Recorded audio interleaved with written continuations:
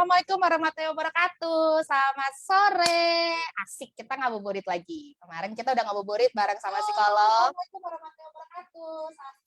Sekarang kita mau ngabuburit bareng sama salah satu narasumber kita, pakar hukum. Jadi aku juga nanti tanya deh sama beliau. Beliau sebenarnya lebih nyaman dipanggil sebagai apa sih? Advokat kah? Atau konsultan hukum atau apa gitu. Tapi itu nanti kita tunggu sampai beliaunya akan hadir. Dan seperti biasa aku mengingetin kalau kalian harus follow Instagramnya Motherland @motherland_911 atau Mother University @mu_Mother University. Jadi kalau buat yang belum pada daftar Mother University, cepat-cepat daftar. Dan for information, salah satu materi kita sekarang ini tentang KDRT itu juga akan ada dibahas di Mother University loh, tentang perempuan istimewa. Tapi hari ini kita akan kupas lebih dalam lagi sama pakarnya kayak gitu. Halo Hilda, ada Diana, sore juga, sore Yulia. Halo Mami, aku datang. Oh, datangnya di komen. Kalau berani datang dong ke sini. Apa kabar kalian sore ini? Tunggu ya, aku mau nge-share link dulu. Dan kalian juga tolong di-tag-tagin teman-teman yang lain atau sama di-share juga ke halaman pribadi kalian atau di-share lagi ke halaman Facebook grupnya juga supaya yang lain pada ikutan nonton.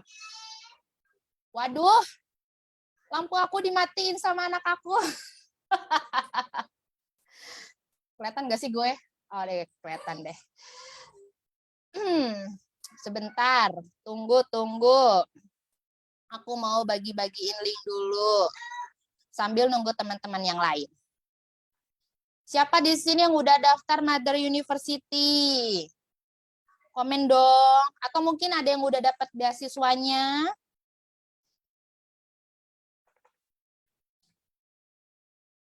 Oh iya, kemarin kita launching merchandise ya. Bagus kan? Lucu-lucu banget. Nanti aku akan kasih kalian lihat visual lebih detailnya. Ntar ya, aku panggil dulu siapa nih yang bisa ngambilin di dapur. Karena kalau aku, itu si tumbler udah aku pakai kemana-mana loh.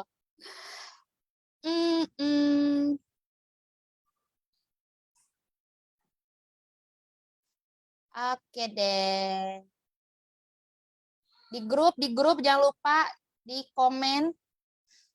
Iya, hari ini Mami hari ini fresh banget, berasa ngelihat ABG. Wih. Aduh, aku langsung tersipu-sipu. Minmot, halo Minmot. Minmot stay tune ya. Kali aja nanti harus ada yang kamu bagi-bagiin hadiahnya loh. Ini Delvi berat di ongkos katanya. Hai Mi, stay cantik walau puasa. Iya dong. Harus itu. Sore Tria, Lazeta. Wina, Ika juga langganan nih sekarang ya. Aku sering lihat Ika nih kalau setiap kali nge-live. Halo, apa kabar Ika?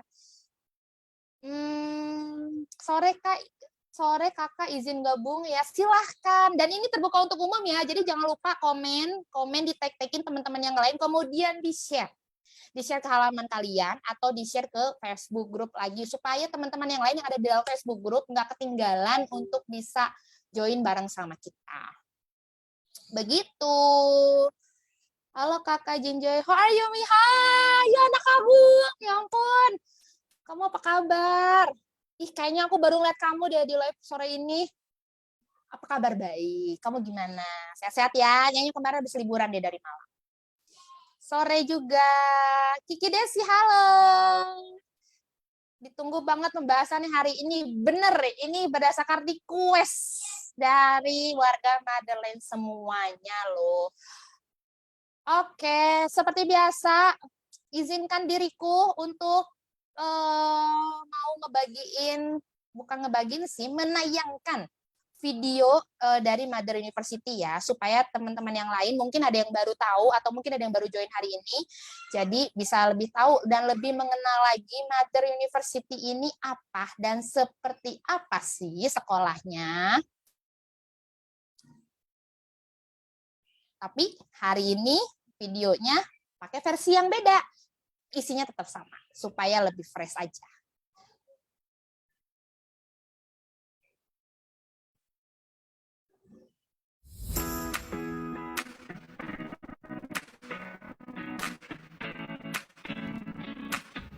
Hai ladies, perkenalkan saya Mami Ara. Saya akan pandu kalian menuju pengetahuan dan wawasan yang semakin maju tentang perempuan. Ya, saya pertemukan ladies dengan Mother University, sebuah sekolah virtual untuk perempuan khususnya untuk ibu yang terdapat 3 tingkatan di dalamnya. Ada basic, intermediate, dan juga expert. Ada 4 materi untuk didiskusikan bersama dan dipandu oleh pengajar. Dan di akhir nanti akan ada ekstra kelas untuk lebih memperkaya pengetahuan ladies loh. Seru ya?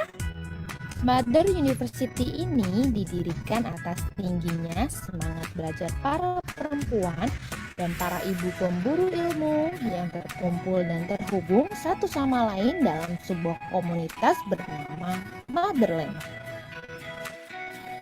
Dengan memanfaatkan kemajuan teknologi yang ada, kapanpun, dimanapun, semua bisa terjangkau tanpa batas ruang.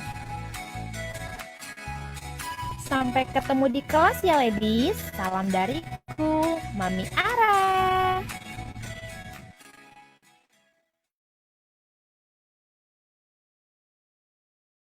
Nah, itu videonya. Jadi kalau ada yang kemarin bertanya-tanya, itu beneran suara Mami bukan sih? Iya. Ya ampun, gue nggak tahu di antara gue ngirit atau memang narsis ya. Mudah-mudahan tapi kalian jangan bosan ya dengerin suara aku terus jadinya. Ayo bantu lagi dong, di-share lagi nih supaya yang nonton bisa lebih banyak. Bisa hari ini nggak cuman kita-kita aja yang bisa dapat ilmu baru, tapi juga dari teman-teman yang lain juga bisa juga kecipratan ilmunya gitu. Sore semuanya, sore juga gitu. Topiknya ini lagi aku butuhin banget. Sip, stay tune ya.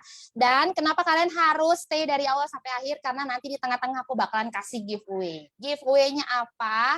Nanti bakalan ada pertanyaan yang simple, sederhana, ya pokoknya yang paling gampang, yang mudah banget yang bisa kalian jawab dari narasumber, dan kalian harus cepet-cepetan jawab di kolom komen.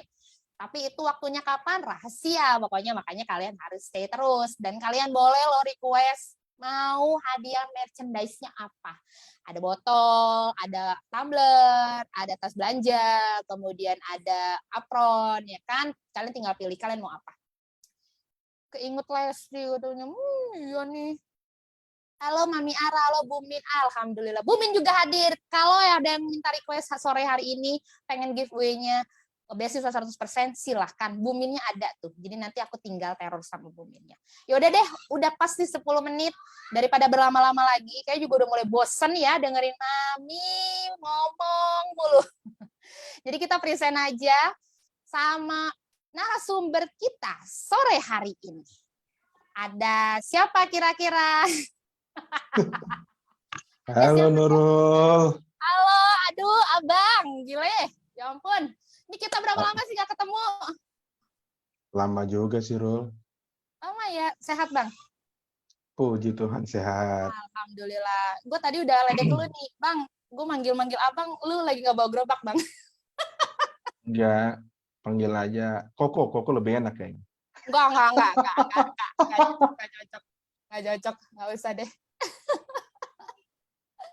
Halo Abang, ini mungkin lu baru, nggak apa-apa nih ya, warga Magelang ya, karena aku kebetulan udah lumayan deket sama abang aku ini, jadi kadang ngobrolnya juga udah nggak lagi pakai filter. Jadi manggilnya udah gue lu gitu ya, karena udah saking deketnya, jadi mudah-mudahan gak ada yang terganggu. Karena udah kebiasaan sih, jadi spontan aja. Abang, ini gue tadi bilang kalau gue ini dekat sama lo gitu, tapi masa gue doang nih yang kenal lo gitu kan. Nah, lo boleh deh, lo kenalan dulu deh, lo siapa deh. Soalnya gue kalau harus bacain profile lo, ya Allah Bang, 2 jam kali nggak kelar Bang. Ayo Bang, cerita Bang. Halo semua, viewernya Nurul. Nama saya Eduardo Sitompul, seorang lawyer, sudah berkarir sebagai lawyer baru 17 tahun. Gile, 17 tahun baru. Udah remaja tuh. Baru akil balik kemarin tuh. Jadi udah cukup kenyang lah, gitu. Udah gitu doang lu kenalannya. Mau Lu gimana nggak pengen, lagi? iya, lu nggak pengen pamerin yang lain gitu? Janganlah, nanti dibilang flexing lagi. Lagi musim ya. Lagi musim. Ngeri lah. Oke deh. Nih, lo di mana nih? Sekarang nih, di rumah. Di depan Nurul nih lagi Zoom gitu. Ya Allah, ih sumpah deh gue kangen deh. Gila ya, lama ya kita nggak ngalor ngidul bareng ya. Lama banget, lama banget. Oke deh kalau gitu. Nih, mungkin ini baru pertama kalinya lo lihat gue dari sisi gue yang lain. Gue sih berharapnya lo jangan manggil gue Nurul sih. Kalau di sini orang-orang taunya gue Mami Ara, tapi ya whatever lah. Terserah lo deh Oh senyamannya lo. gitu. Iya. Ini mungkin lo baru pertama kali tahu bahwa gue izin dulu nih perkenalan. Gue ini foundernya komunitas Madeline. Jadi lo harusnya bangga nih. Kayak gue juga bangga banget kenal sama lo. Wah, amazing. Seriusan, gue tuh kayak ibunya ibu-ibu gitu. Oh, oke. Mungkin lo juga bingung-bingung ini Madeline apa? Madeline ini platform yang kita bikin, yang gue inisiasi untuk support perempuan-perempuan, khususnya para ibu yang ada di luar sana, yang nggak kejangkau langsung ya, karena kan sekarang medianya udah digitalisasi semua. Jadi gue kumpulin dalam satu Facebook group dan kita di dalamnya saling dukung satu sama lain kayak gitu. Jadi gue juga nyiapin beberapa edukasi, kemudian contohnya kayak hari ini nih yang di request sama orang-orang banyak gitu loh Bang. Jadi orang-orang tuh kayak ayo dong Mami datengin siapa nih, datengin hantu. Pengen Waduh. didatengin yang pakarnya gitu karena pengen banget bahas tentang KDRT. Karena sebenarnya gue ini sama teman-teman yang lain orang-orang yang mengkampanyekan untuk stop kekerasan dalam rumah tangga. Tapi kayaknya nggak afdol kalau cuman gue doang yang ceramah gitu kan. Mungkin kalau yang ceramahnya dari ahlinya gitu bisa lebih didengar gitu. Berat. Gitu. Abang KDRT itu apa Bang? Ceritain dong Bang. Jadi para pendengar ini nggak usah takut kalau mengalami kekerasan dalam rumah tangga. Jadi kekerasan dalam rumah tangga itu penyebabnya banyak faktor ya. Tapi jangan playing victim, jangan mentang-mentang perempuan, oh saya korban, nggak lah. Karena dalam undang-undang PDKRT itu tidak menyebutkan spesifik harus perempuan. Betul, kebanyakan membela hak-hak perempuan. Ada kekerasan fisik, kekerasan fisik, psikologi, kekerasan seksual, kekerasan ekonomi. Jadi kalau kalian tuh, kalau fisik udah jelas ya, dipukul, dihantam lah, cekek, itu jelas. Pidananya juga ada. Kekerasan psikis, misalnya setiap hari kalian dihina oleh suami, dikata-katain oleh suami, emosi kalian jadi terganggu, mengakibatkan ketakutan, hilangnya rasa percaya diri, kemampuan untuk bertindak, rasa tidak berdaya. Jadi psikis tuh kayak merendahkan harga diri, mengisolasi istri dari dunia luar. Jadi banyak tuh, saya pernah megang perkara, entah suaminya ini either sakit atau gimana, kamu nggak boleh keluar, kamu nggak boleh berkenalan sama tetangga, di rumah aja. Sampai mentalnya itu kena. Itu termasuk kekerasan psikis. Nah, kalau kekerasan seksual tuh ya, pahamlah kalian ya, berhubungan seks dengan tidak sepantasnya, menimbulkan rasa jijik, terteror, terhina, kekerasan seksual yang menyebabkan sakit, luka, cedera, itu juga termasuk kekerasan dalam rumah tangga. Nah, ini pasti menarik nih buat para viewer nih. Kekerasan ekonomi itu apa? Kok tidak menafkahi istri, bahkan menghabiskan uang istri, memaksa istri kerja secara eksplisit termasuk pelacuran, menelantarkannya, tidak membiayai, merampas, memanipulasi harta korban, itu juga nggak boleh. Gitu. Jadi nggak usah ragu lah kalau terjadi kekerasan fisik itu melaporkanlah kepada pihak-pihak yang berwajib, ke Kementerian Sosial, Komnas Perempuan, curhat ke teman terdekat, saudara terdekat. Jadi nggak usah malu lah untuk itu. Karena itu kan buat diri kita juga. Saya pernah megang perkara, saya nggak usah sebut namanya lah, ini kejadian 10 tahun yang lalu. Anak kandung dicabuli oleh ayah kandung dari SMP sampai SMA. Hamil nih anak kandung. Ngadu ke ibunya. Ibunya lapor ke polisi. Wah, anak kandung saya dihamili oleh suami saya, ayah yang notabene adalah ayah kandung. Ayah kandungnya tahu. Dia dilaporin polisi oleh istrinya. Istrinya pulang dong dari polisi. Digebukin, disiram air keras, anaknya digebukin lagi, keguguran, keduanya ngadu ke saya. Kita penjarain. Masuk penjara. Saya ngomong sama istrinya yang udah setelah sembuh nih, Bu, mau ngeledek suami ibu nggak? Gimana pacaran? Lagi di penjara, saya bilang kirimin nasi uduk aja Bu suaminya. Iseng. Lu ya emang bener-bener loh. Udah Iseng. kurang ajar banget kayak gitu. Anak kandung dihamilin, gila. Dengan alasan istrinya sudah tidak melaksanakan nafkah batinnya, inilah itu buat saya tuh alasan-alasan yang nggak masuk akal lah. Sakit jiwa aja kan begitu. Serem ya.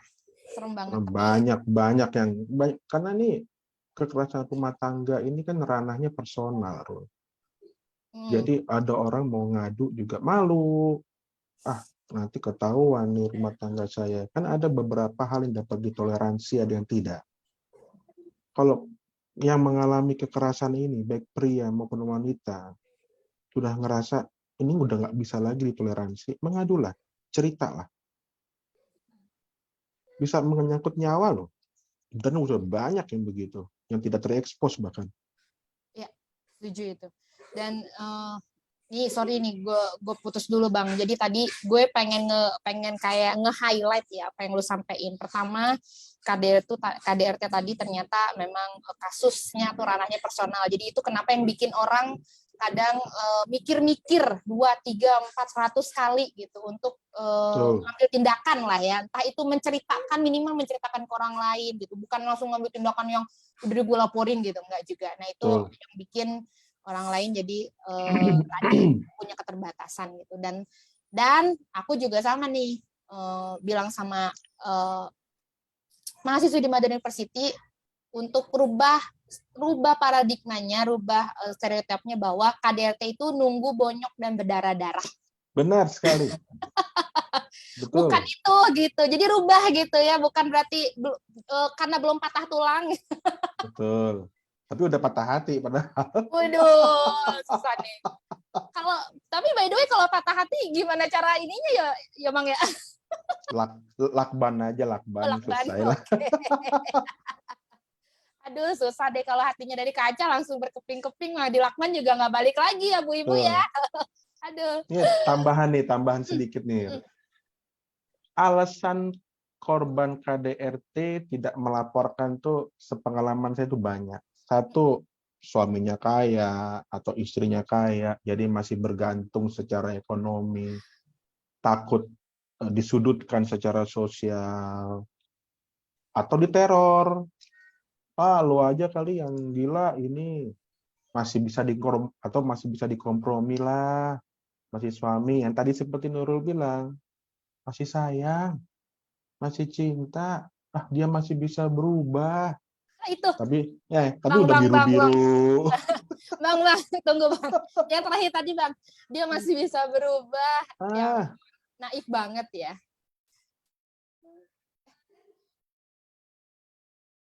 Mute bang. Ya, wah, abang gue hilang nih. Nah, ada lagi bang. Itu tadi tuh alasan-alasan yang hampir jujur li, kalau lo didatangin orang bahas tentang masalah mereka yang kaitan sama KDRT karena mau minta perlindungan hukum sih ya. Tapi gue juga bang, banyak yang datang sama gue, tapi memang bukan ranahnya ke perlindungan hukum ya, tapi lebih ke mungkin nyaman cerita sama gue atau mungkin minta saran sama gue, mami gue harus gimana ya gitu. Nah, banyak yang ternyata waktu akhirnya dia bisa mengkomunikasikan, itu kejadiannya bukan kejadian pertama bang. Jadi udah ke nggak tahu deh gitu ya, udah ya nggak tahu lah gitu ya tadi, karena tadi aku pikir dia masih bisa berubah. ada contoh kasusnya lagi, Ro. Ya. Ada perempuan, salah satu kepala cabang bank swasta terkenal lah, datang ke saya, Pak, tolong Pak, suami saya gamparin saya, minta duit sama saya, istrinya kerja, kepala cabang bank, suaminya pengangguran, kerjanya tiap hari main judi.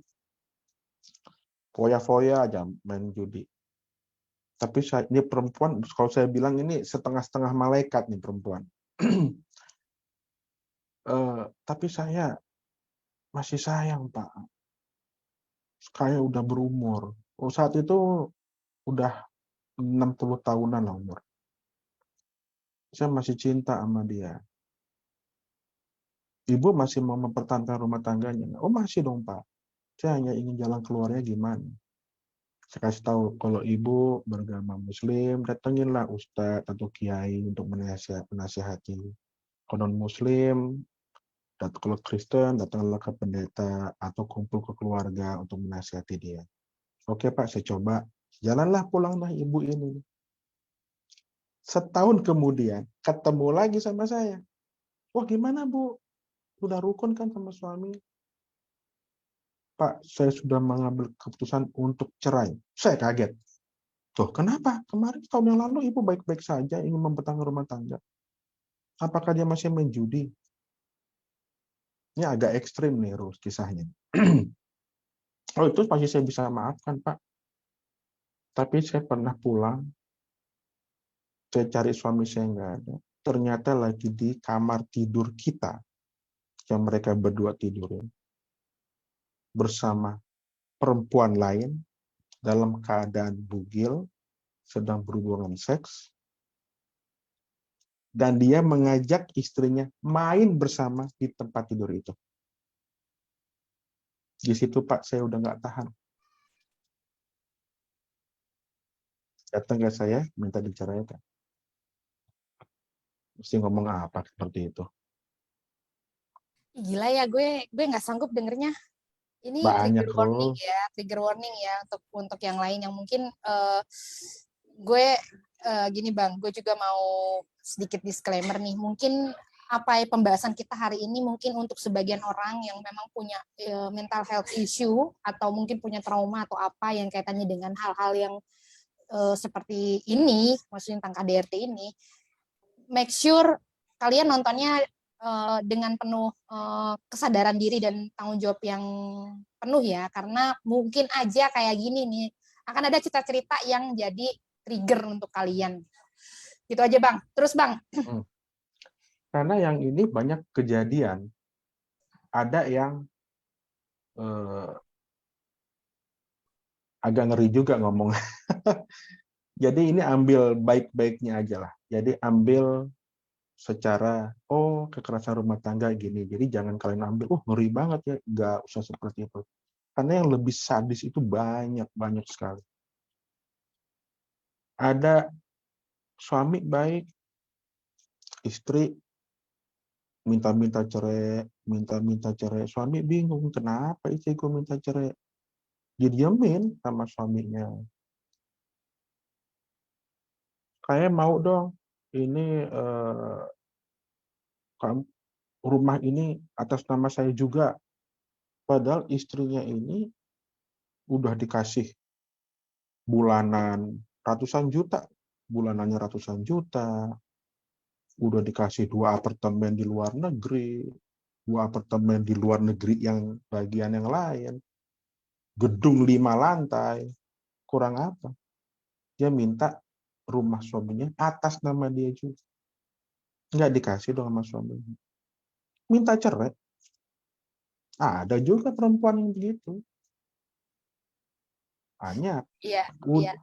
Udah begitu, pas mau cerai, saya berusaha memediasilah kedua orang.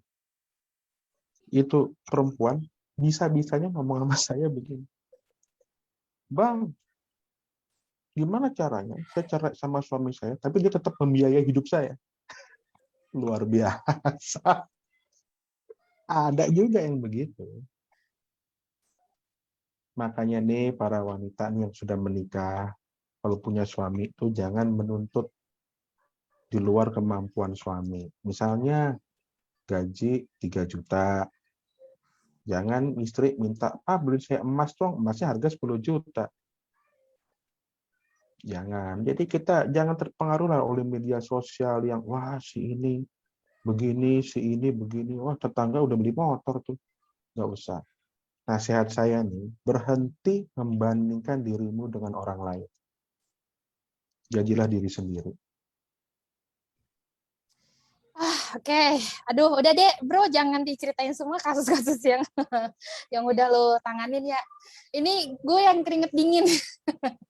Serius, gue yang keringet dingin gitu karena gue sendiri setuju bahwa bentuk KDRT itu tadi nggak cuma karena udah ditabok-tabok terus berdarah-darah patah tulang gitu. Enggak, sekarang manifestasi KDRT juga udah beragam gitu ya.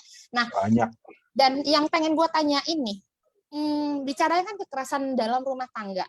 Konteks rumah tangga ini apa? Siapa aja anggota rumah tangga gitu loh. Apakah hanya cakupannya suami istri atau bagaimana nih, Bang?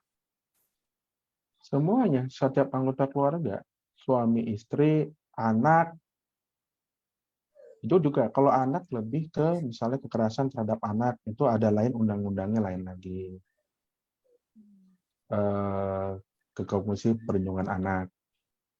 Kalau kekerasan itu kan sebenarnya dalam rumah tangga itu bersifat sebenarnya susah jelasinnya gini. Saya sama istri berkelahi misalnya. Saya bentak istri saya. Bajingan kamu. Anak dengar. Mentalnya kena. Apakah anak juga tercipta kekerasan? Mentalnya secara tidak langsung. Kekerasan juga. Ada pembantu kerja. Tiap hari ngeliat majikannya ribut mulu. Nggak tahan. Pak, jangan ribut dong, Pak. Misalnya pembantu belain si nyonyanya nih. Digamparin sama lakinya. Kekerasan nggak? Kekerasan. Tapi undang-undangnya berbeda. Jadi dalam rumah tangga nih, baik-baik aja lah.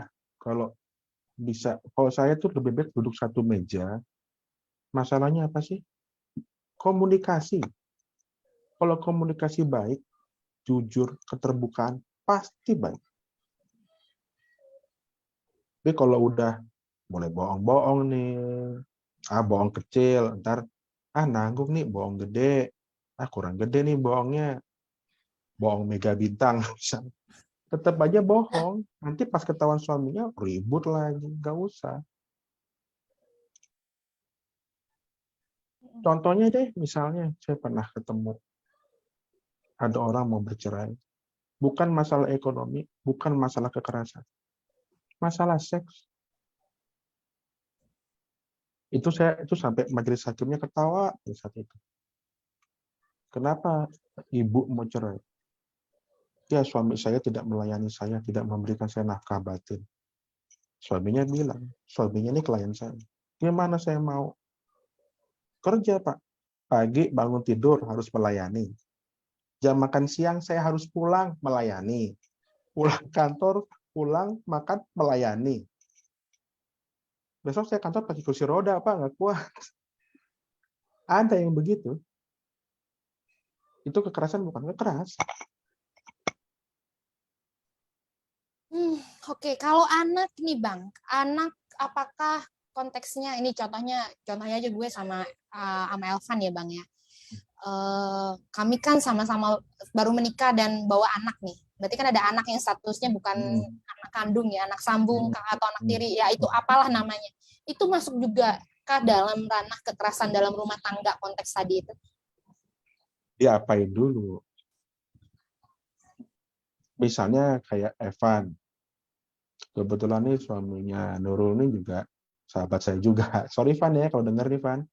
Jadi Kayaknya nonton dia dari kantor. Dia langsung gini, nggak, gue mau dengerin kalian, gue takut digibahin gitu. Misalnya Evan marahin anaknya Nurul. Nurul pasti belain. Pasti. Enggak, tergantung gue. Serius. Gue tergantung gue. Oh ini misal aja ya, misal ya. Nah, jangan bikin image gue jelek nih Bang. Enggak. Lu nanya gitu curhat, Rul. Astaga. Aduh. Ya ampun. Jadi anak ya. Misalnya gebukin anak segala macam tuh kekerasan. Ada istilah namanya child abuse. Oke. Itu nggak boleh. Bisa dilaporkan, bisa. Komisi Perlindungan Anak. Oke. Tapi bukan anaknya yang melaporkan ya? Apakah boleh sih anak melaporin? Enggak, kan harus orang tuanya. Oke. Ini kasusnya kalau anak-anak. Nah, sekarang pertanyaan gue adalah kalau misalkan terjadinya sama pasangan, jadi suami istri, kemudian let's say ngomongnya si istrinya lah yang dapat, jadi yang jadi korban ya, Tapi hari itu mungkin ada tetangga, tadi kebetulan juga ada di kolom komen, ada cerita dari Duta Royko, ini kayaknya Bu Neneng, si Mama Neneng, mamanya Sibil, bahwa dia melihat kejadian KDRT gitu. Nah, KDRT ini antara suami istri lah gitu. Okay. Apakah yang ngelaporin harus si korban itu, atau boleh nggak sih orang yang melihat gitu yang ngelaporin? Boleh aja. Jadi gini, pasti pernah dengar kan, kalau polisi nih menangkap A, B berdasarkan laporan dari masyarakat. Sering kan dengar seperti itu? Nah, boleh aja. Misalnya, Evan sama Nurul berantem. Tetangganya dengar nih. Boleh nggak melaporkan dugaan tindak kekerasan itu? Boleh aja. Masalah benar atau tidak nanti tergantung lidik dan sidiknya polisi. Oke. Boleh aja. Oke. Nah, kalau kejadiannya ada orang tua yang lagi melakukan, orang tua dalam arti sesungguhnya atau orang dewasa ya, orang yang udah tua, melakukan kekerasan dalam rumah tangga ke anaknya gitu, atau ke anggota keluarga itu gitu, dan dilihat sama orang lain. Apakah berlaku hal yang sama juga Bang? Misalkan kayak dia juga boleh ngelaporin dengan cara kayak tadi, kan tergantung polisi nanti kan bagaimana kelanjutannya. Orang tua maksudnya bapak ibu kita? Enggak, orang maksudnya kayak yaudah ya Allah, gue kayak berat banget deh, contohnya harus gue. Misalkan gue. Curhat aja, keluarin dong, keluarin. Enak aja. Aduh, minta. Sembarangan lu Bang. Nah, gue rasa sih dari awal Elvan udah nggak akan ngaco-ngaco. Gue juga nggak akan ngaco-ngaco karena kita udah tahu nih berkawan sama siapa. Bang, ini contoh nih Bang nih. Aduh, ini amit-amit ya, amit-amit. Gue atau Elvan melakukan kekerasan ke anak kita. Gue ngomong udah anak kita deh. Mau anak gue, mau anak Elvan, gue anak kita gitu. Terus ada lah misalkan adek gue lihat gitu. Terus adek gue ngerasa, wah ini si mami nih nggak beres nih gitu. Gue laporin ke polisi lah, masa anaknya disiksa misal. Itu boleh juga. Boleh. Kalau dia sudah cakap melakukan perbuatan hukum, boleh melaporkan. Apalagi ngelihat, tadi Nurul bilang adiknya ngelihat. Oh, itu harus segera, apalagi ada hubungan darah kan, harus segera melaporkan. Saya berantem, nggak usah jauh-jauh dah. Saya berantem sama istri. Boleh nggak anak saya yang sudah dewasa, yang sudah cakap melakukan perbuatan hukum, melaporkan bapak ibunya ke polisi? Misalnya saya dilaporin karena mukulin istri sampai babak belur. Boleh-boleh saja. Itu sah-sah saja. Kalau enggak, mamanya mati, kasarnya seperti itu. Boleh-boleh aja. Oh, Pertanyaan selanjutnya, ada nggak anak yang berani melaporkan orang tuanya ke polisi? agak susah soalnya takut dikutuk jadi centong kali ya Bang. Dibilangnya gitu. Lu kok orang tua lu mau dipolisiin gitu. Kalau bahasa Inggrisnya tuh tak deseberes. Aduh, ini yang orang Madura pasti ngerti nih. Oh iya, kebetulan kenapa aku nih bisa langsung kayak sinyalnya langsung pas gitu, frekuensinya sama gitu sama Bang sama Bang Ardo ini. Ternyata kita sama-sama orang Madura gitu. Jadi ya, oke. Jadi unik sih ada orang Madura jadi pengacara kayak lo kan. Antik juga kan. Bang, ini gila nih gue di kolom komen gue udah bingung banget nih. Ya ampun, ini yang nanya. Gila ratusan loh. Gue bingung. Tapi oke gini, buat yang mau nanya silakan di drop aja pertanyaannya karena aku juga sambil selancar sambil di scroll kalau yang memang menurut aku oke nih aku bisa tanyain karena mungkin urgent atau apa aku akan tanyain langsung karena kayaknya kalau ngelihat dari diskusinya kita kayak gini ini kita lebih ke ya udah ngobrol aja gitu nggak ada yang sesi khusus atau sesi yang tertentu Tanya untuk jawab bahas gitu ya. ya kayak gitu. Abang, ini ada lagi nih yang menarik tadi ada yang tanya tentang gini, kan kalau misalkan saya dapat tekanan mental gitu, atau mungkin korbannya dapat tekanan mental, kemudian terjadilah tadi kan KDRT sebenarnya secara psikis gitu, dan itu kan pengaruh dong ke kehidupan gitu kan, ke kondisi mental gitu. Nah itu tapi gimana caranya buat kayak ngelaporinnya tuh gimana gitu kan, karena kan itu psikis Bang. Gimana kita caranya buat ngasih tahu bahwa ini gue udah terdampak nih gitu. Saya ada cerita lagi nih. Saya pernah pegang perkara di Polda Metro Jaya. Jadi ada suami istri, anaknya ini kurang lah. Ya kalau saya bilang cacat, jahat ya kurang lah. Istrinya ini seperti, ibunya ini seperti nggak terima anaknya itu seperti itu. Oke. Berantem terus sama suaminya. Suaminya tentu ngambilin anaknya. Walaupun anaknya kayak gimana pun bentuknya, tetap anaknya. Istrinya kayak nggak terima. Oh, nyalain Tuhan lah, segala macam. Bahkan sempat ke dukun lah. Dia tidak melakukan kekerasan fisik terhadap anak itu, terhadap suaminya, tapi psikis. Nurul mau nanya cara membuktikannya gimana kan? Ya bawa ke psikiater. Nanti psikiater akan tes nih anak terganggu nggak. Nanti kan ada laporan dari psikiater, psikolog, oh anaknya memang terganggu mentalnya. Dia ternyata misalnya udah ngomong sendiri, sering ngelamun, tiba-tiba menjadi marah-marah tanpa sebab. Nah, itu bentuk-bentuk efek samping dari psikis. Emosinya terganggu lebih tepatnya. Oke. Jadi bisa ya. Mungkin kalau Bisa banget.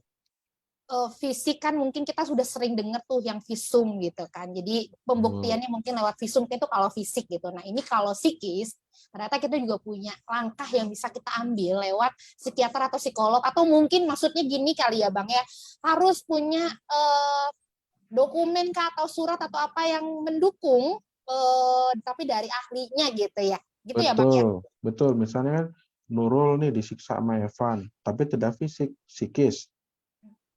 Adiknya Nurul lihat nih, kok kakak gua agak-agak sengklek, otaknya sering ngomong sendiri, misalnya. Aduh, ini gue ini deg-degan gitu dari tadi contohnya gue. Terus. Sorry Evan. Mudah-mudahan Ya, Elvan nonton biar dia komen deh. Oke, terus. dibawa Nurul ke psikiater atau ke psikolog. Wah, ternyata Nurul ada gangguan, misalnya menjadi bipolar, tripolar, atau apapun bentuknya, kan dikeluarin tuh hasil medisnya.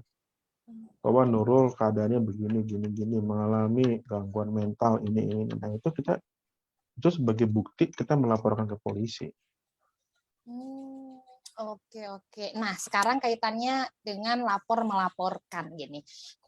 Bicaranya gini, oke nih sudah terjadi, KDRT-nya terjadi. Kemudian langkah-langkah yang sudah diambil mungkin udah sampai ke level ya udah deh kayaknya nih dilaporin aja gitu. Mungkin kan sebenarnya yang gue tangkap dari lo, meskipun lo adalah pengacara, advokat kayak gitu, tapi kan pada dasarnya kan lu maunya kan sebenarnya kalau masih diobrolin dulu gitulah ya sebenarnya kan pada dasarnya nggak ujuk-ujuk kayak udah deh langsung gitu sebenarnya. Tapi kalau memang nggak dapet jalan tengah atau mungkin tidak ada kesepakatan atau apa ya boleh juga, atau mungkin langsung ke hukum juga sebenarnya nggak masalah, setiap orang punya haknya. Nah, kita bicaranya kalau akhirnya udah ngerasa udah deh gue laporin deh gitu nih, ini gue misalkan minta gue datang ke Curhat lagi. gue horor nih. Terus gue mau laporan nih gitu kan, gue laporannya ke kantor polisi mana, kan kantor polisi ini macam-macam nih kan. Terus kayak prosedur pelaporannya itu kayak apa gitu loh Bang, coba dong Bang diceritain Bang. Untuk kasus KDRT, gini, saya tambahin dulu ya. Untuk kasus KDRT itu tadi kelewatan tuh. Bisa nggak, misalnya tadi Nurul ceritakan orang tua yang tidak serumah melaporkan. Bisa kalau sudah mendapatkan kuasa dari korban. Jadi kalau dapat kuasa dari korban baru bisa. Misalnya kalau di depan mata ada hubungan darah segala macam, bersama korban datang melaporkan, bisa-bisa saja. Nah, gunanya apa sih? Ya, mencegah terjadinya tindak pidana, memberikan perlindungan pada korban. Ini yang paling penting, memberikan pertolongan darurat, membantu proses pengajuan permohonan penetapan perlindungan. Jadi, melapor itu bukan hanya sekedar, wah kekerasan, lapor. Enggak, itu fungsinya. Menyelamatkan nyawa, karena kita nggak tahu kekerasan sedalam apa yang sudah dilakukan. Nah, pertama, kalau udah nggak tahan, bercerita dulu sama orang terdekat. Supaya apa? Plong. Minta bantuan. Karena kalau orang lagi emosi, bohonglah kalau pikirannya dingin, pasti akan emosi, nangis lah kalau perempuan. Kalau mungkin pria yang emosi lah segala macam, saya bakar aja rumahnya begini. Itu sering kejadian. Kita sama orang terdekat yang berpikiran dingin, nanti dibawa, yuk kita lapor yuk. Ada namanya P2TP2A, itu Pusat Pelayanan Terpadu Perlindungan Perempuan dan Anak. Minta perlindungan bantuan hukum ke situ. Atau ambil visum. Ini catatan ya, visum itu gratis loh. Nah, Visum gratis. Visumnya sebenarnya datangnya kemana sih, Puskesmas? Atau ke kemana nih? polisi, minta surat pengantar untuk visum. Oh, nanti polisi yang ngarahin visumnya di Betul, mana di gitu. rumah sakit mana. Bukan puskesmas, mau imunisasi Bukan loh. ya? Ya Allah, ini bukti karena gue belum pernah menjalani ini kan. Jadi gue nggak tahu, nggak ada pengalaman. Jatuh gue. Nah, jadi lapor ke polisi, Pak saya mau visum, nanti diarahkan sama polisi ini, lo visum di sini deh, nanti dapat surat pengantarnya. Visum ini nanti hasil visumnya diberikan oleh pihak rumah sakit ke polisi. Ini lo, misalnya ada tumbukan benda tumpul yang mengakibatkan gegar otak, ada tanda-tanda paksaan, memar, luka dalam, nanti kelihatan semua. Oke. Nah, pakai itu adalah salah satu alat yang akan polisi pakai gitu ya untuk menentukan menindaklanjuti si kasus gitu. Nah, sekarang bicaranya ini kalau kan katanya lu pengacara tapi gue kudu ngetes nih masalah undang-undang. Sebel ya? Lu sebel nggak sih denger ya? Biasa aja sih. Ini biasa aja ya. Oke deh, nanti gue sentil sama yang lain deh. Nah ini kalau undang-undangnya kayak apa sih bunyinya? Terus ancamannya itu seperti apa? Ancaman hukumannya lah kayak gitu. Tergantung kekerasannya. Tadi kan udah bilang ada kekerasan fisik, psikis, kekerasan seksual, terus penelantaran rumah tangga atau ekonomi. Contohnya pasal 6 Undang-Undang Penghapusan Kekerasan dalam Rumah Tangga. Itu pada intinya kekerasan fisik adalah perbuatan yang mengakibatkan rasa sakit, jatuh sakit, ataupun luka berat. Itu sanksi pidananya diatur. Pasal 6 Undang-Undang Penghapusan Kekerasan dalam Rumah Tangga. Berujuknya pada pasal 44 Undang-Undang PDKDRT. Bunyinya seperti ini. Setiap orang yang melakukan perbuatan kekerasan fisik dalam lingkup rumah tangga dipidana penjara paling lama 5 tahun dengan denda paling banyak 15 juta rupiah. Kok murah banget segala macam? Belum pasal 2-nya. Kalau korban jatuh sakit, luka berat, naik nih pidananya 10 tahun. Dendanya 30 juta. Masih murah juga, Pak. Bang, kalau sampai korbannya mati, 15 tahun, dendanya 45 juta rupiah. Itu baru kekerasan Undang-Undang Penghapusan Kekerasan dalam Rumah Tangga. Nanti sama polisi kan, juntonya kemana? Penganiayaan. Jadi, dengan kena pasar berlapis lah. Nah, misalnya penganiayaan, di sini dia kena 10 tahun. Penganiayaannya dalam KUHP dia kena 5 tahun. Dia nyiksa anak lagi. Junto lagi kena 8 tahun. Keluar udah mau mati kali. udah kelamaan di penjara. Seperti itu. Oke, jadi bunyinya seperti itu ya. Jadi masih memungkinkan tadi dapat pasal berlapis gitu, tergantung Sangat. dilihat lagi kasusnya ya. Betul, kekerasannya jenis apa. Nah, kalau misalkan kekerasannya berlapis-lapis gitu, tambah lagi kali ya, udah fisik, udah psikis gitu, ekonomi gitu. Kan ada tuh yang seragam banget semuanya. Ada. Mau gue ceritain, ada kasus seperti itu. Aduh, jangan, gak usah diceritain.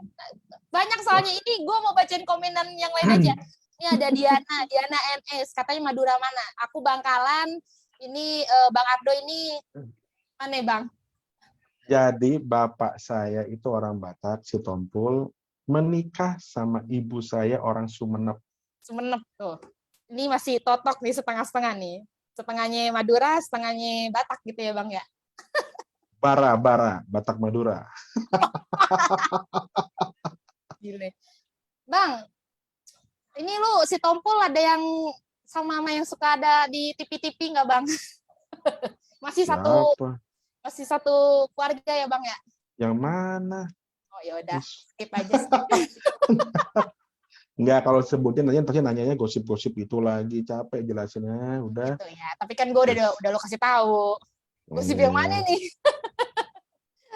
Oke nih, ada lagi yang nanya, bagaimana cara mengantisipasi buat pasangan muda agar tidak terjadi KDT? Nah, Bang, karena memang kebanyakan yang kejadian saat ini justru pasangan-pasangan muda gitu. Entah memang karena mungkin yang muda karena lebih punya mungkin karena lebih teredukasi ya Bang ya. Akhirnya lebih bisa vokal gitu untuk menyampaikan gitu. Tapi yang kita lihat kebanyakan memang ini yang muda-muda nih yang kejadian KDRT gitu. Abang mungkin bisa kasih insight dari sisinya Abang nggak? Ini kenapa ya kok bisa terjadi gitu dan apa mungkin ada cara mengantisipasinya Bang?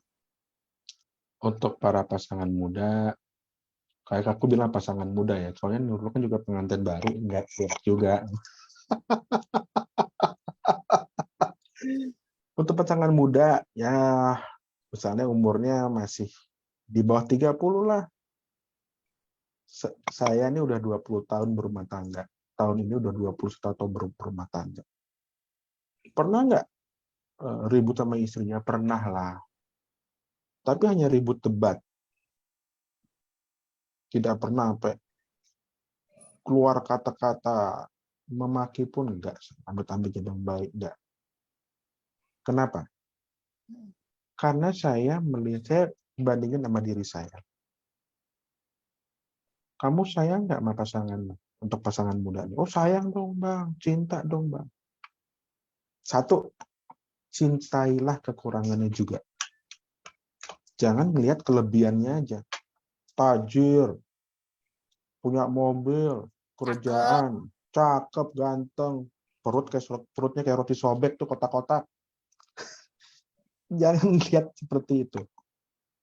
Tapi begitu kekurangannya keluar, misalnya apa? Ternyata dia malas, ternyata dia ceroboh, ternyata dia pelupa, kamu nggak bisa terima. Ribut rumah tangga.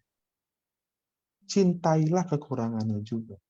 Jadi giliran begonya keluar, lambatnya keluar, malasnya keluar, kalian juga mencintai, memahami kekurangannya itu. Dan yang kedua, tidak semua selalu mengenai harta. Orang ngelihat saya, oh enak lu udah bisa punya rumah begini begitu. Saya juga pernah naik turun bus, saya juga pernah kehujanan naik motor. Saya pernah tahulah saya rasanya susah itu gimana. Sabar aja, doa, kerja keras. Lurus saja hidup. Pasti beres deh. Ini kayak jadi nasihat pernikahan ya? Benar, jadi banyak juga kan yang datang ke saya dulu yang cerita bagaimana Pak, yang pasangan-pasangan saya ribut terus sama istri saya, sama suami saya. Cuma dua kalau saya selama 17 tahun berkarir, cuma dua masalah. Ekonomi dan seks. Udah, itu aja bolak-balik pada umumnya, itu saya pusing. Tiap ekonominya bagus, tapi nggak ada nafkah batin. Ribut rumah tangga. Nafkah batin bagus, tapi tiap hari makan nasi garam, darahnya naik. Ribut rumah tangga. Jadi saling memahami aja, keseimbangan. Jadi kalau memahami lah, suami belum dapat kerja, kamu kayak si suami itu dong. Lihat beli motor baru, lihat istrinya mewah-mewah. Nggak perlu. Ada waktunya. Kecuali kalau suaminya makan tidur, ya lu injak aja lehernya. Oh gitu ya? Tapi kalau suami kerja keras, banting, tulang segala macam, penghasilannya masih begitu juga ya sabar. Doa istri itu pengaruh loh, percaya nggak percaya. Sangat pengaruh. Aduh, Bang, gue melting nih dengerin nasihat lu, Bang. Bang, ini waktunya udah semakin dekat nih. Nggak kerasa banget ya. Ini gue sama lu cuma punya waktu sampai 16.45, ini sebentar lagi nih. Tapi Bang, ini gue tadi bacain di komenan. Ini ada dua kasus yang mirip, pertanyaannya jadi mirip. Tentang, ini dari Anak Agung sama Diara Etalase. Katanya intinya adalah yang satu menyaksikan kejadian KDRT, yang satu mengalami KDRT, tapi nggak punya bukti gitu loh Bang. Itu gimana ya? Bisa dilaporin nggak ya?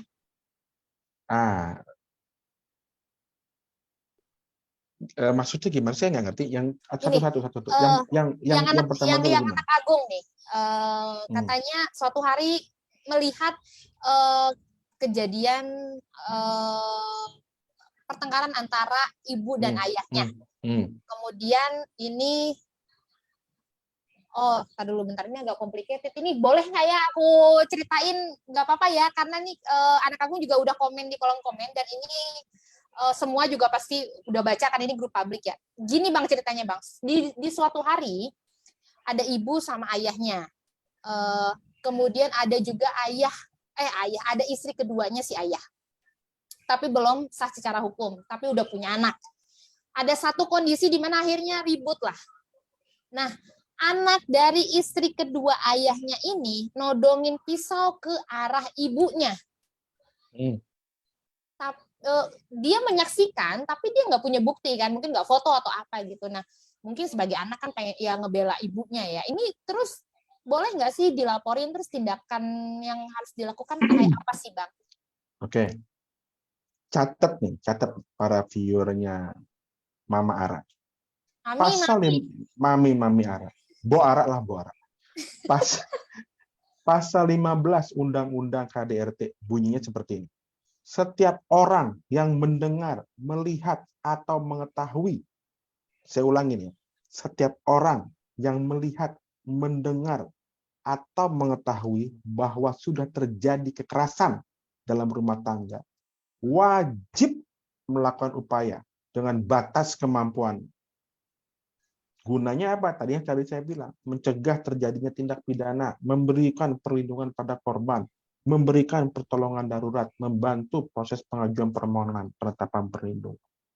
Jadi kalau kalian melihat nih, kayak tadi cerita anak Agung tadi, mendengar, melihat, tahu nih ada kejadian tindak pidana, wajib melaporkan, melakukan upaya hukum dengan batas kemampuan. Kalau nggak mati ibunya. Itu dilindungi oleh undang-undang. Oke. Jadi boleh ngelaporin ya? Boleh dong. Oke. Bang, ini ada lagi, gue mau ngajuin beberapa pertanyaan, tapi jawabnya singkat-singkat ya Bang ya? Boleh. Pertama, apakah kalau kita ngelaporin KDRT itu di Polsek atau di Polres? Terdekat saja. Oke, Kalau yang terdekat kamu Polsek, terdekat kamu Polres. Oke. Apakah kalau kita mau ngelaporin harus di kantor polisi yang didomisili di kejadian yang sama, di TKP yang sama? Ya, betul. Jadi kan ada perwilayahnya. Misalnya kalian tinggal di Bogor. Di Bogor ya. Misalnya di Bogornya terdekat di Polsek apa nih? Di Bogor atau lebih dekat ke Polres. Jangan tinggal di Bogor, laporinnya ke Polda Metro Jaya Jakarta, ya nggak bisa. Contohnya. Oke. Berarti memang harus di lokasi lah, di domisili yang sama gitu ya. Oke. Abang, apakah ada biaya untuk melaporkan kejadian KDRT ini dari Malika? Malika, Siti Paimuna, dan yang lain-lain pada nanya yang sama. Melaporkan kemana? Kalau ke polisi enggak dong. Ngapain? Nggak ada ya? Iya loh. Nggak ada biaya, visum aja gratis kok. Nah, oke. Itu udah dijawab ya. Kemudian ada lagi, sebentar Bang. Gila, sumpah ini banyak banget komen-komenannya, gue juga sampai bingung sendiri. Nih aku tambahin deh. Oke. Kalian juga bisa melaporkan KDRT secara online. Oh, oke. Kemana tuh? Nah, ke Pemberdayaan Perempuan dan Perlindungan Anak, P3A. Itu teleponnya kalau nggak salah 129. Oke. 129. Oke. Itu laporin. Oh, bisa ya itu. Bisa. Berarti kantor polisi, ke Pemberdayaan Perempuan dan Anak, kemudian Komnas Perempuan bisa. Komnas Perempuan bisa. Ada lagi nggak Bang? Emailnya itu pengaduan@komnasperempuan.go.id. Oke. Kemudian ada lagi nggak Bang yang lain Bang? Oh, kalau ke kayak lembaga bantuan hukum gitu gimana Bang? Maksudnya kan kalau ke LBH itu kan nyari lawyer. Oh, gitu. Misalnya ya. dia punya dana lebih, wah enggak, gue sendiri nih pasti nggak jalan nih. Gue butuh didampingin lawyer, ya lu datang ke LBH, cari lawyer profesional ke saya, segala macam, banyak lah. Bisa melaporkan juga ke Kementerian Sosial tuh. Kemensos bisa ya? Oh, bisa. Kemensos www.lapor.go.id. Oke, tuh banyak tuh. Yang Banyak. lain juga udah bisa. Oke deh. Thank you Bang. Nanti gue boleh ya Bang ya, lu kasih tahu ke gue, nanti gue highlight, gue nanti bisa bantu share lagi sama Boleh. member-member gue yang lain. Ini kebetulan gue punya masa 35.400 orang Bang. Buset. Alhamdulillah Bang. Iya, ini gue bingung banget. Komennya dia mau nyentuh 400 nih. Lu bayangin nggak gue bacain komen 400? Ini gue aduh ya ampun gitu, tapi keren. Thank you banget yang udah hadir sore hari ini ya. Dan sekarang giveaway time. Yuk. Abang, coba dong Bang. Lo nanti kasih pertanyaan. Nanti kalau lo udah kasih pertanyaan, gampang Bang, yang cepet orang jawab. Dan semuanya harus pada jawab di kolom komen. Yang nanti menurut gue, kayaknya nih jadi kandidat gitu, nanti gue ajuin sama lo mana yang kira-kira bakal jadi pemenang. Jadi singkat, padat, dan jelas. Dan yang menang boleh milih mau merchandise yang mana. Ada tumbler, ada tas belanja, ada apron. Silakan milih. Minmot hadir gak Minmot? Silakan Minmot. Standby Minmot. Atau kita pilih dua deh, satu lagi beasiswa 100% dari Mother University. Bumin, halo Bumin. Ini gue panggilin admin dulu nih yang lain nih. Buset. Gila ini komennya nambah. Asik nih giveaway. Ayo. Pertanyaannya apa Bang? Mangga Bang. Simple, gampang, tadi sudah berkali-kali sebutin. Visum itu bayar atau gratis?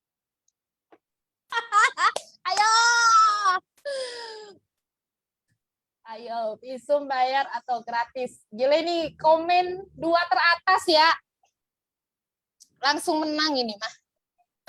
Ayo. Oke, 5, udah ada yang jawab. 4, Udah ada. 3, 2, 1. Kayaknya bikin gini-gini sering ya.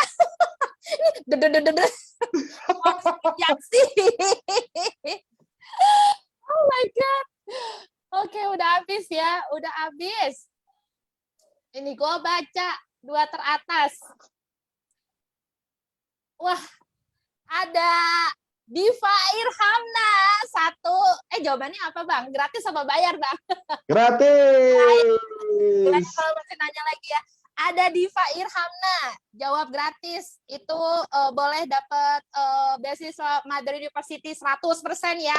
Bumin, silakan Bumin nih kontak Divanya. Satu lagi, ini sebenarnya di bawahnya dia jawab nih Bang. Kayaknya dia mau ngetik gratis tapi buru-buru. Jadi ngetiknya GRQTSO. Waduh. Lu ngetik gratis apa? Ya, mungkin dia mau nyari gelombang radio kali. Menangin nggak ya? Ini buru-buru, panik kan? Menangin nggak Bang? Menangin lah. Menangin, oke deh. Dan sama Rani, selamat. Kamu dapat merchandise dari Motherland dan boleh pilih Minmot. Silakan dihubungin yang Minmot ya.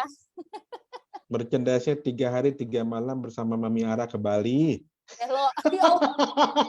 Amin. Ye, menang ada dari saya. Happy banget. Oh, tambah Bang katanya Bang. Oke Bang, satu pertanyaan lagi Bang. Tambah. Boleh. Ini hadiahnya merchandise ya. Oke.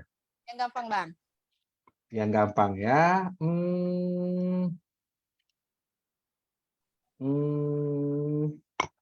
Nah, gini deh. Boleh nggak yang melihat terjadinya kekerasan melaporkan ke pihak yang berwajib? Oke. Tadi Mami Ara udah bilang tuh, ngeliat tuh, bapak ibunya berantem, boleh nggak yang lihat ngelaporin? Oke, silakan. Oh, udah deh.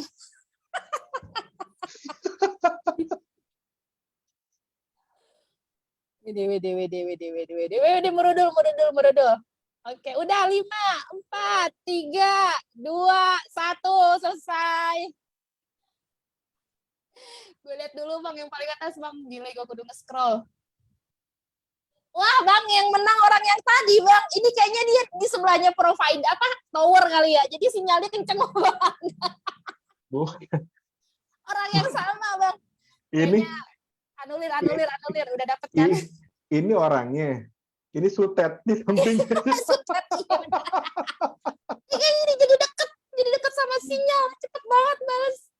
Langsung bisa jawab kuisnya. Oke, yang menang Dewi Monica Azuhrum. Selamat, boleh dapat merchandise dan boleh milih ya. Silakan Minmot, di kontak Minmot. Aduh, abang, itu gila bang, thank you berat loh bang. Ini hari ini gue nggak cuman happy, mungkin warga Madeleine juga sama. Kita nggak cuman happy, tapi kita terbuka. Kita punya wawasan yang lebih lagi dan punya perspektif yang lebih jauh lagi tentang KDRT itu sendiri gitu bang. Gue suka kata-kata pembuka lo di awal, di garis bawahi, jangan juga playing victim ya, karena gue gini bang, di Mother University ini gue ngisi materi tentang perempuan istimewa bang. Salah satunya gue juga masukin tentang KDRT. Dan gue, kalau orang masuk ke kelas gue, hal yang pertama akan gue bilang adalah, kalian ada di ruangan ini, gue nggak lagi ngajarin kalian jadi perempuan-perempuan yang pembangkang ya, atau jadi ngajarin kalian jadi perempuan yang harus mengungguli laki-laki gitu. Enggak. Kesetaraan gender kayak gitu itu bukan tentang unggul-mengungguli, tapi bagaimana kalian bisa hidup berdampingan. Dan termasuk tadi yang tentang playing victim, jangan karena kalian ngerasa yaudah gue perempuan gitu ya bang ya, gue spesial nih, gue punya undang-undang sendiri gitu tentang perempuan atau apa, dan akhirnya pakai itu untuk senjata kalian yang nggak tepat gitu loh. Jadi itu juga jangan, karena KDRT nggak cuma perempuan, tapi bisa jadi kalian bukan korban, tapi kalian pelakunya sama suami kalian. Tambahan atau nih, kalian, gimana bang? boleh. Tadi nih nyambung omongannya Nurul. Ada orang perempuan playing victim melaporkan pasangannya atau suaminya, oh saya dipukulin, saya gini, segala macam. Melaporlah ke polisi, bawa visum lengkap. Polisi bukan orang bodoh. Dia akan panggil suaminya, dia akan periksa saksi-saksi. Ternyata selama pemeriksaan, ternyata istrinya nih yang jatuh, kejedot tembok. Dibilang lakinya yang gebugin. Bener, aku pernah megang perkara begitu, so. Buat meres keluarga suami. Gila kan? Pas dicek sama polisi, diperiksa, ternyata istrinya ngebohong. Istrinya di penjara. Berbohong, ternyata dia kejedot, oh saya pukul sama suami saya. Sengaja nih, mukanya dijedotin ke pintu bekas baret. Wah, minta kamu kasih saya dong belanja bulanan 1 miliar segala macam. Ada yang begitu. Polisi bukan orang pun diperiksa. Kapan loh? Kan tetangga juga dengar kalau ribut-ribut segala macam, saksinya dipanggil, pembantunya ini suami istri sering ribut nggak? Keluarganya dipanggil, saudaranya dipanggil. Ternyata nggak pernah ribut-ribut, keluarga baik-baik. Istrinya yang paling victim, kena lagi di penjara. Jangan. Mulus gue dengernya. Serius gue mulus dengernya. Tapi lagi-lagi ini buat semua audiens, buat warga Madeleine, member ataupun bukan member, karena ini terbuka untuk umum. Dan abang yang nge-share 62 loh, gila nggak? Oh ya? 62, ya. Live kita hari ini yang nge-share 62, itu komennya udah mau berapa, 400 something. Wah, gila. Terus kita semua berharapnya habis dari sini semua masing-masing bukan cuman tahu apa itu KDRT dari perspektifnya hukum, tapi kalian juga justru lebih mawas diri ke diri sendiri untuk jangan sampai kalian juga yang melakukan, dan kalau misalkan kalian jadi korban, kalian tahu harus ngapain gitu. Dan yang jauh dari itu semua, semoga kita semua terhindar dari tindakan KDRT itu sendiri, jadi pelaku maupun jadi korbannya gitu ya, semoga ya. Dan yang support system yang Bang Ardo tadi udah sempat sampaikan, cerita gitu sama orang yang dianggap dipercaya, orang terdekat gitu, dan harus punya sih, memang sih benar sih harus punya support system sih, meskipun sebenarnya even kayak ya udah ngechat gue gitu loh Bang, meskipun sebenarnya kadang gue juga kadang baca kadang enggak, karena kan banyak banget chat WA, chat inbox gitu, kadang lu juga suka sebel kan kalau lu ngechat gue orang yang paling lama balas chat, bener nggak? Nggak, biasa aja sih, lo GR aja sih lo. Masa? Kesel gue. Karena lu langsung telepon gue biasanya. Iya, betul. Lu kan Saya WA hari ini mungkin imamah diturun baru dibalas. tapi Saya teleponnya. tapi minimal kalian tahu kemana kalian harus menceritakan itu gitu. Dan abang tadi juga banyak yang nanya ini nih bang nih, bang tolong singkat padat aja bang, ini waktunya udah mepet banget. Kalau misalkan kejadian KDRT itu baru pertama kali, boleh aja kan langsung dilaporin kan, atau harus nunggu berapa kali gitu bang kejadian? Itu dia. Yang tadi saya awal kan bilang, baru sekali nih, misalnya nih terjadi kekerasan, baru sekali, pertama kali, rasa masih cinta, masih bergantung pada ekonomi, takut disudutkan, masih bisa dikompromi, contohnya bikin surat pernyataan, tidak akan mukul lagi, tidak akan selingkuh lagi, bla bla bli bli, meterai 10.000. Kalau nanti melakukan lagi akan dilaporkan secara hukum, baik secara pidana maupun perdata, bla bla bla. Ini tidak dalam paksaan, standar begitu. Faktanya, mau pertama, mau kesekian, lu melakukan kekerasan, baik perempuan maupun laki-laki. Bisa nggak dilaporin? Bisa, tergantung. Tadi aku bilang kan, kekerasan rumah tangga ini pada awal ini ranah personal. Lalu mau ngelaporin mau enggak, kan diri lo yang ngerasa, tabokannya masih bisa ditoleransi. Pukulannya, ini masih cinta nih. Padahal udah kayak bapak begini, biru gede. udah gegar otak. Dia masih sayang. Ada juga ya begitu. Tambah geger otak, tambah udah nggak inget apa-apa ya. Udah. Tergantung orangnya. Kalau saya jadi perempuan, aku mau jadi laki-laki, dilakukan seperti itu, gua laporin, lu gila. Oke, jadi jawabannya boleh dan semua berhak untuk ngelaporin gitu, karena masing-masing orang punya hak untuk dapat perlindungan hukum ya bang ya, siapapun Betul. itu kan ya bang ya, gitu. Aduh, gila, bener nih udah 44 menit, 16.44 maksud gue, udah sisa 1 menit terakhir. Ya ampun, ini coba dong, iya. cepet banget ya. Coba dong komen yang lain, kalian pengen ada sesi lanjutannya nggak sih?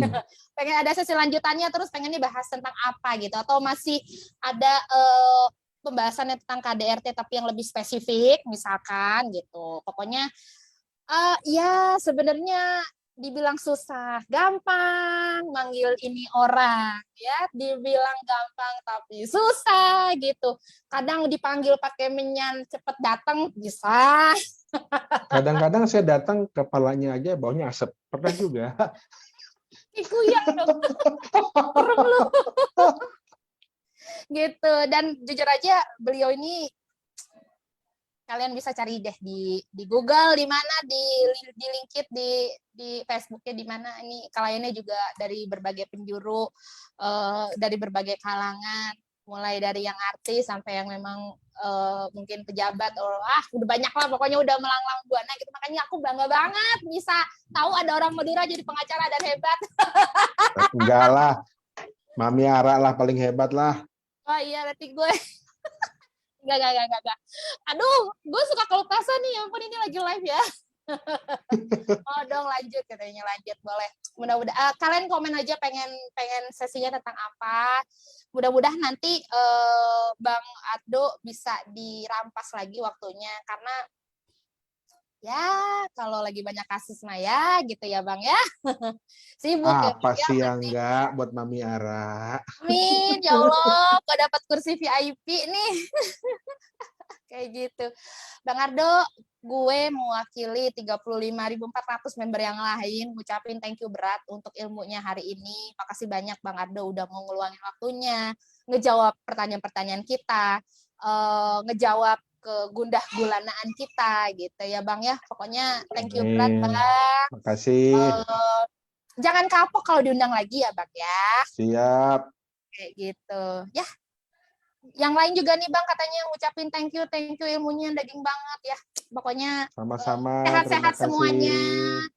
Sehat-sehat semuanya, sehat-sehat juga Bang Ardo dan keluarga. Dan yang melanjutkan puasa, selamat melanjutkan puasa. Mudah-mudahan puasanya jadi berkah untuk semuanya dan tambah berkah lagi karena ngabuburitnya kita belajar bareng-bareng kayak gitu. Thank you ya dan Bang Ardo, ini kayaknya kita harus udahan. Dadah-dadah dulu sama yang lain. Thank you. Selamat sore, wassalamualaikum warahmatullahi wabarakatuh. Sampai ketemu selanjutnya.